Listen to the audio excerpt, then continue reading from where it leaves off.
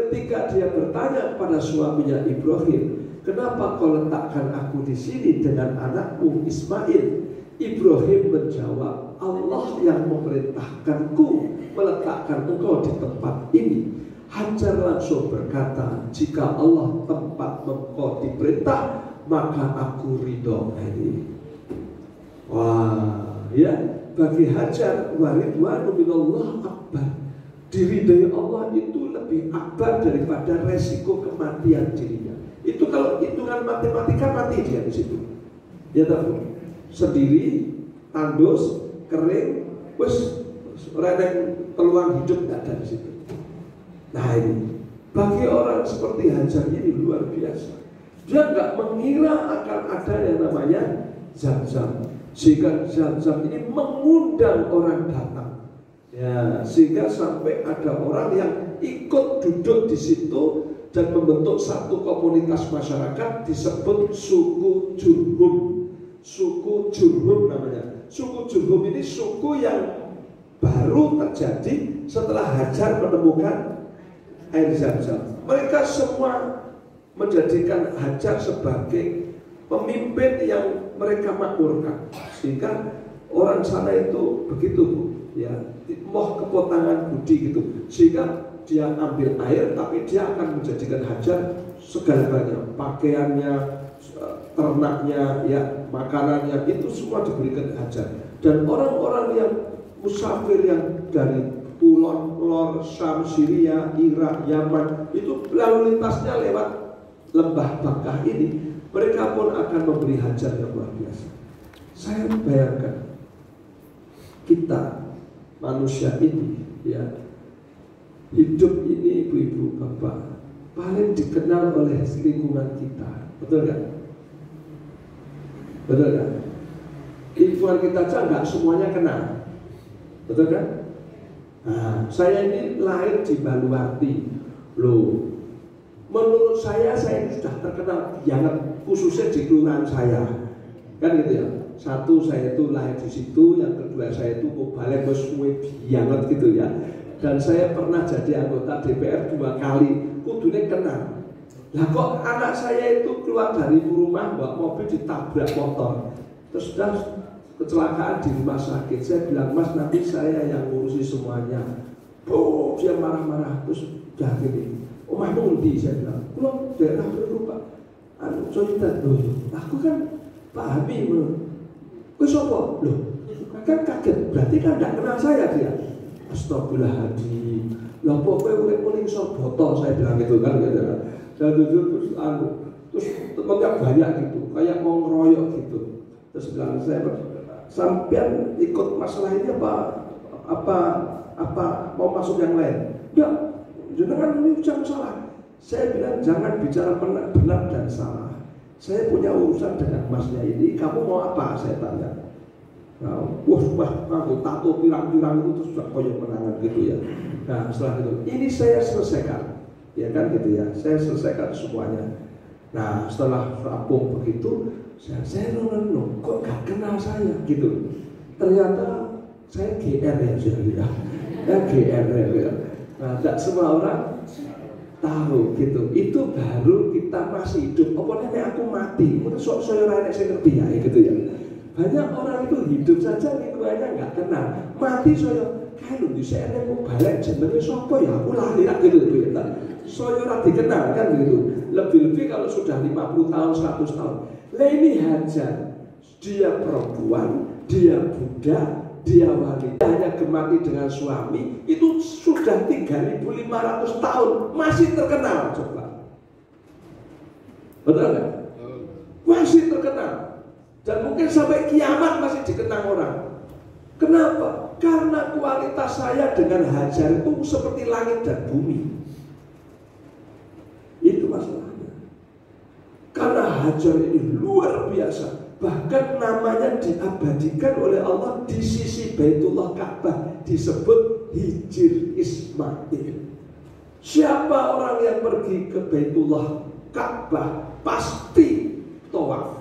Ketika dia tawaf, dia pasti melingkari Ka'bah berikut Hijir Ismail. Itulah pangkuan Ismail. disitulah Hajar tinggal, disitulah dia memangku Ismail, disitulah dia tidur. Bahkan ada yang mengatakan disitu pula dia meninggal dunia. Oh, apa ada orang yang dimuliakan seperti itu kalau bukan Hajar? Dan ketika orang pergi umroh dan haji, yang ditunggu oleh-olehnya air Zam-zam. Kata Zam-zam itu kalimatnya Hajar. Betul gak? Coba kata-katanya Hajar diabadikan menjadi nama air, yaitu disebut air Zam-zam. Coba, itu kata-kata yang tidak akan pernah dilupakan siapapun. Dan ketika orang umroh dan haji pasti melakukan sa'i. Sa'i itu adalah gerakan Hajar ketika lari dari Safa ke Marwah. Coba, gerakannya, ucapannya, tempatnya diabadikan Allah di sisi rumahnya Baitullah yang begitu mulia. Itulah maka ibu bapak, kita sekarang tahu hebatnya lagi dari rahim Hajar inilah nanti lahir Ismail, dan kemudian nanti lahir manusia paling mulia di permukaan bumi, yaitu Rasulullah Muhammad SAW. Nabi Muhammad SAW keturunan Ibrahim, bukan dari istri pertama Sarah yang cantik dan bangsawan, tapi justru dia lahir dari keturunan Ibrahim dari istri kedua Hajar yang budak dan berkulit hitam. Betul? Nah, ini artinya apa? Kemuliaan manusia di sisi Allah tidak ditentukan status sosialnya. Kemuliaan manusia di sisi Allah tidak ditentukan jenis kelaminnya. Kemuliaan di sisi Allah tidak ditentukan warna kulitnya. Tapi kemuliaan manusia di sisi Tuhan Allah ditentukan takwanya. Oleh karena itu kita nggak perlu risau dengan status sosial kita, kan gitu ya. Aku geruang wedok, wah aku geruang cilik, wah aku geruang bodoh. Lah Hajar kan baik bodoh, betul kan? Ya. Kehebatan Hajar cukup hanya apa? Berbakti kepada suami, takwa kepada Allah, gemati sama suami sampai mati. Itulah Hajar. Jadi ibu-ibu kalau ingin mulia, gak usah jantak boleh gelar nanti S2, S3, S2, kok angel banget. Ya pokoknya kalau saya lanang gemati sampai mati, wes mulia dewi, rasa boleh terkenal. Wah ya tebu, nanti dipajang kalau itu nanti wah sudah perlu. Ini kui malah angel. Ya enggak? Saya ceramah gini di Semanggi, ada sing nyaut, lah nek sing lanang ngandel piye Pak, ngono gitu Pak. Ya, Masya Allah. Ya, betul ya. Termasuk saya bilang, nah kalau laki-laki Pak, kalau laki-laki itu berbakti kepada orang tua, itu ya ada sih ngomong, mangsa kui bakti orang tua ya ngelok. Wong tua itu masalah kayak Al-Quran bubrah.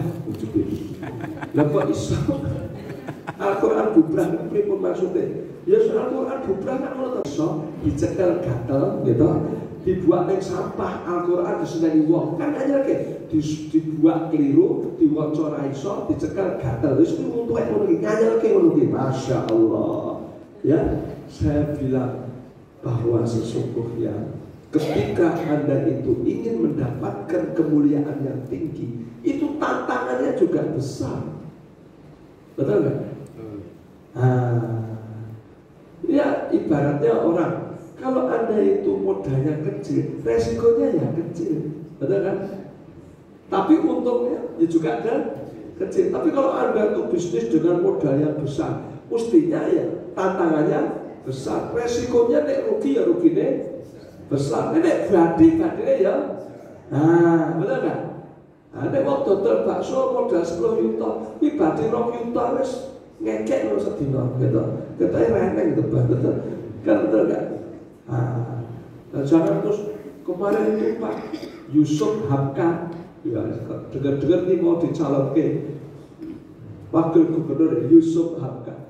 Yusuf Hamka itu ditanya, Pak Yusuf Hamka, Anda satu hari itu untungnya berapa? Untungnya, sing tekok ya nganyel ya tekok kok batine wong gitu ya. Yusuf Hamka bilang ya kalau dari jalan tol ini itu ya kurang lebih 5 sampai 6 miliar per hari itu. Wow, katanya gitu. Ya, syukur saya kok masuk angin langsung deh. Lah lo berarti kok sedina 5 sampai 6 miliar.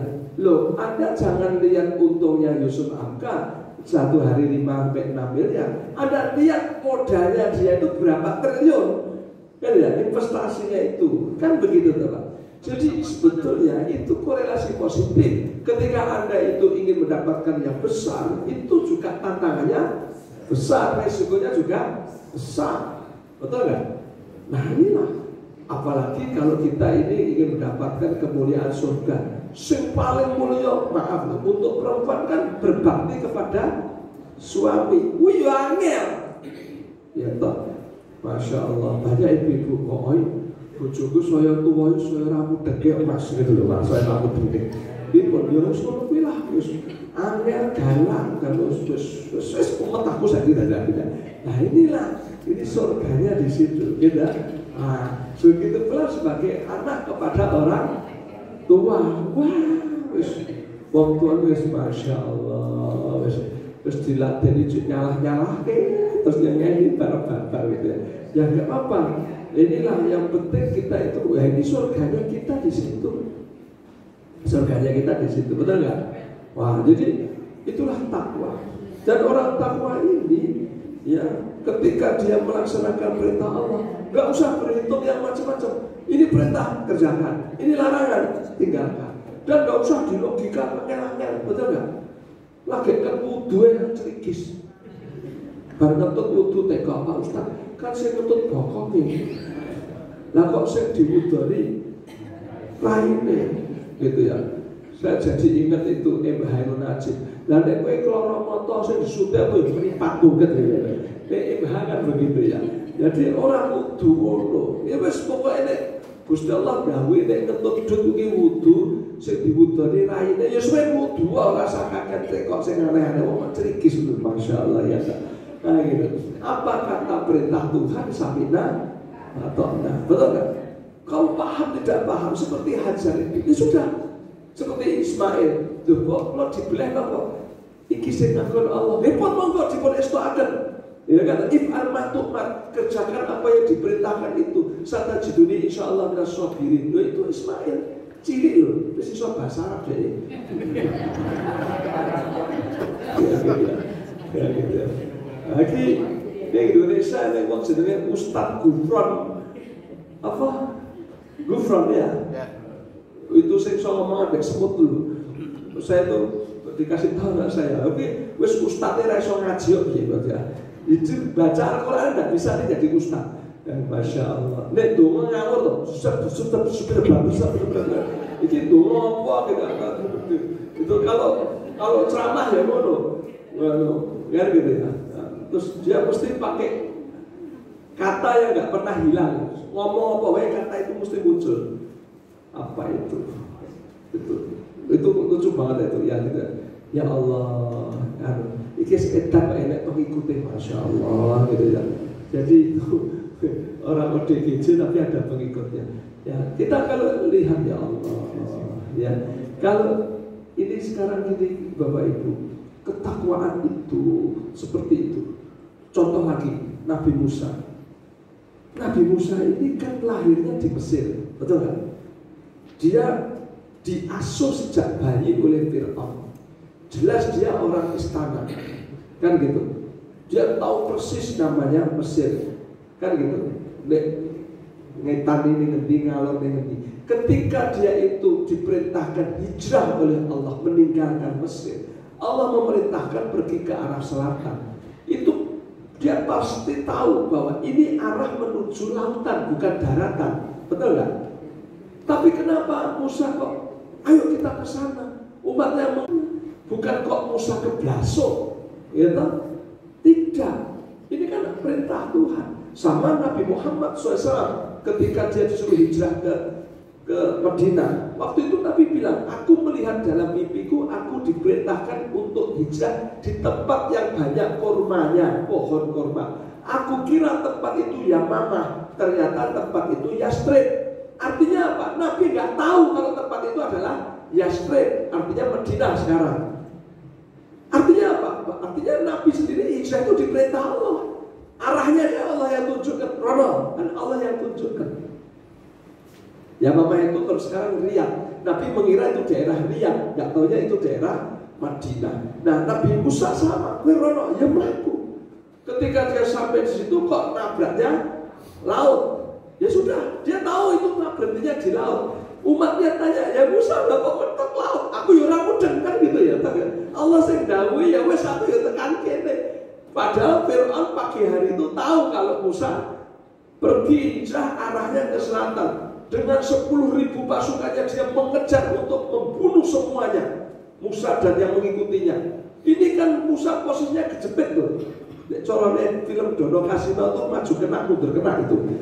Maju laut mundur Fir'aun dan bolo tentaranya. Di saat itulah injury time tadi ya, last minute Allah kasih solusi. Wa may yattaqillah yaj'al lahu makhrajan wa yarzuqhu min haitsu la yahtasib. Barang siapa takwa kepada Allah, Allah pasti akan kasih jalan keluar dari kesulitan yang dihadapi dan rezeki yang tidak diduga-duga. Untuk Hajar rezeki yang tidak diduga-duga adalah Zam-Zam. Untuk Musa jalan keluar yang tidak diduga-duga adalah laut yang terbelah. Inilah takwa.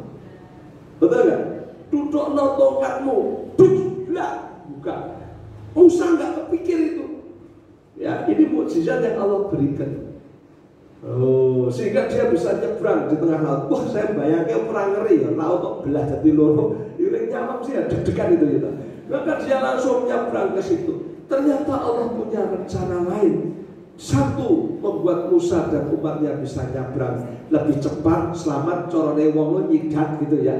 Yang kedua, Allah membinasakan Fir'aun dan tentaranya di tempat itu. Jadi diberi oleh Allah dua nikmat. Satu, keselamatan. Yang dua, kemenangan menyaksikan bagaimana Fir'aun ditenggelamkan, dihinakan oleh Allah Subhanahu wa ta'ala. Ini rahasia ilah. Maka orang itu kalau sudah menjadi takwa, Allah berfirman, sungguh siapa yang mereka itu takwa, itu adalah boloku, kata Allah. Sehingga siapa yang memusuhinya, maka aku menyatakan perang kepadanya. Ini bisa dibaca di dalam hadis Arba'in nomor 38. Nanti Bapak Ibu bisa lihat itu hadisnya Imam Nawawi, hadis Arba'in nomor 38. Ala inna awliya Allah la khaufun alaihim wa lahum yahzanun alladzina amanu wa kanu yattaqun. Surah Yunus 62-63. Ala ketahuilah inna sungguh awliya Allah la khaufun alaihim wa lahum yahzanun.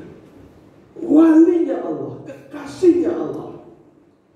Kalau bahasanya Kiai Haji Mustafa Bisri, aulia atau wali itu adalah bolo.